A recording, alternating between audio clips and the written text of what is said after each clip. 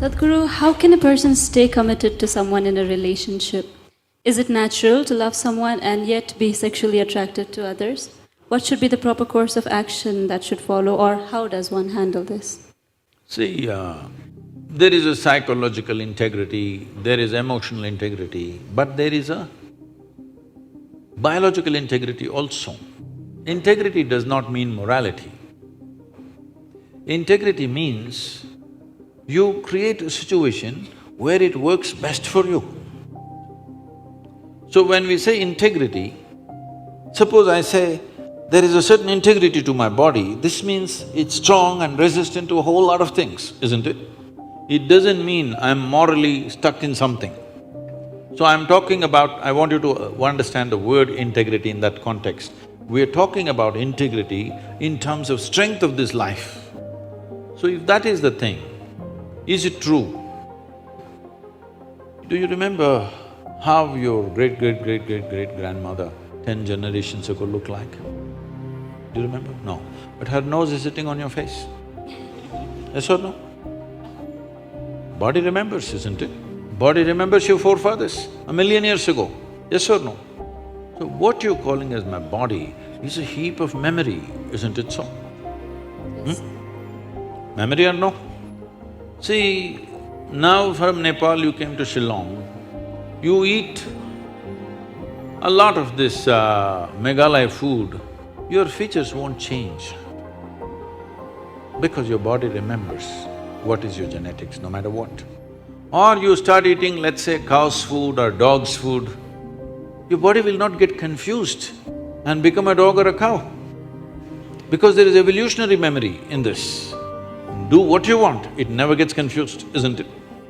You start thinking I'm a dog and start barking like one, still the body won't change. Yes or no?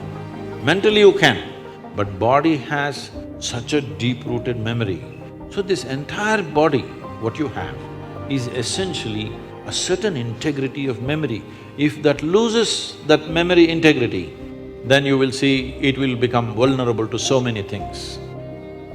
Now, the nature of the body is such that anything that you touch with a certain level of involvement will naturally absorb that memory. Not mentally, physically it'll absorb that memory. Traditionally in this culture, we call this runanubandha. You heard of such a word? Runanubandha. What this means is physical memory that you gather. Why people… you will see this with people, let's say in their home, they will go and sit in one place. This will usually the older people you will see, they want to go and sit in the same place. They won't sit in another place. Have you noticed this? Even your dog, he comes, if he wants to sit here, he'll smell this, he'll smell that, he'll smell that, he'll smell that. And after much searching, he will settle down in that particular place. Next time you chase him somewhere, he comes, he goes and sits in the same place. Because there is memory. Today there is forensic equipment where you're sitting here right now, you went away. After 2, 3, 8 hours, if they come, not with a dog can easily do it. But with forensic equipment, we come here and just check this chair and we know it was you who was sitting here, not somebody else. So there is memory. Wherever you sit, stand, whatever you touch, there is memory and transaction happening all the time. Well, you come from Nepal, in India also it's very much there, in south is very strongly there, north maybe it's become weakened. People never give salt to another person. Do you know this? Here also? If somebody gives you salt, you say, please keep it there. Because there are certain materials which transmit memory much better than others. Salt, sesame seeds, lemons, like this, if you give traditional people, they'll say, keep it there, I will take it. Because they don't want to develop runanubandha with you. Now, in India, if you see older generation of people, if you try to shake their hands, they'll do like this, because they don't want to get runanubandha with you. Because the idea is to keep the integrity of your body's memory in such a way that it doesn't become vulnerable to other things, that you become a very integrated life. If you want to nurture yourself to be a certain possibility, then you have to maintain the memory integrity. This is what Runanubandha means. You keep your physical memory to the minimal. A sexual interaction is something where a huge amount of memory is taken from one to the other. So, always, not in this society, everywhere else, forever people saw the advantage of keeping that memory to the minimal. If you make that memory very complex, you will see to be at ease will become very difficult after some time. There will be pleasure, but there will be no joy in your life. You can observe people, don't go by what I'm saying. You can observe people, they will have pleasure, they will giggle all the time, but you look at them, there is no joy in them, there's no ease. Because the ease will go away with excessive memory. This is not only with sexuality, there are many other things that you do like this. Right now you see this very much in the Western societies. Wherever I go, especially in America, people will come, Sadhguru, where is my hug? I say, it must be with you. Why is it with me? It is not like at a certain moment when you feel close to somebody, you hug them. It's like all the time you have to touch people. Because today's psychiatrists are analyzing these things and saying that is because they have not been sufficiently touched by their mothers and parents at an early age. When they grow up, they're desperately longing to touch somebody all the time. All these things have a serious impact on one's life. How much physical contact when the child is born, this will determine how much physical contact they will long for later on.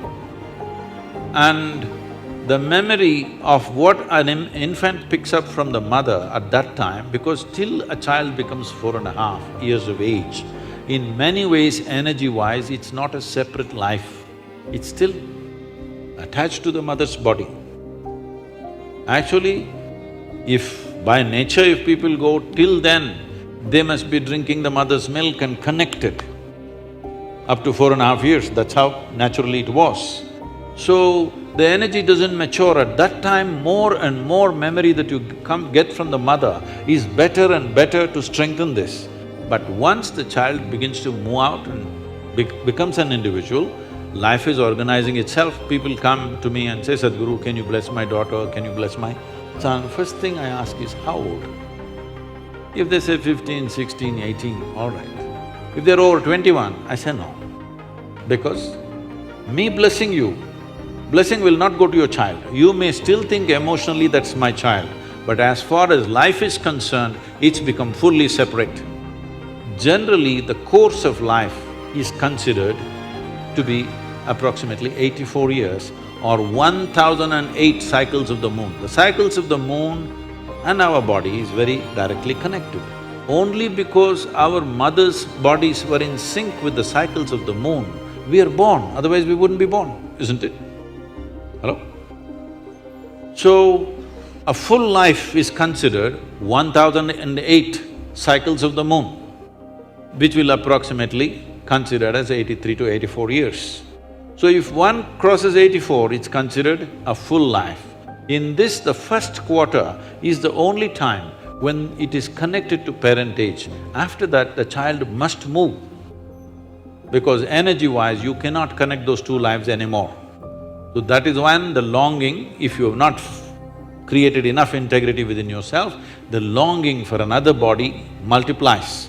Even though the hormonal phase may be higher between 15 to 20, the longing to bind and bond with somebody increases after 21 years of age, because unknowingly you're like a satellite who fell off the main mother.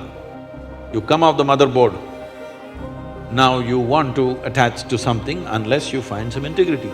This is why between 12 and 18, one must do lot of sadhana to strengthen the body so that you don't desperately bind yourself to something or somebody. You must consciously, if you wish to take a partner, it must be a conscious process. If it's a compulsive process, then you will pay the price for it.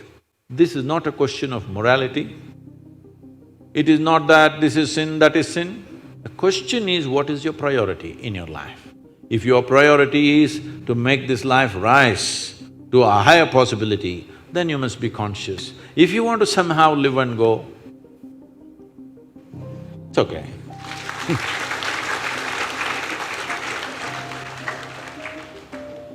Thank you, Sadhguru.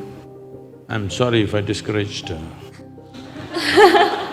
You just answered my question, Sadhguru. Thank you so much for that.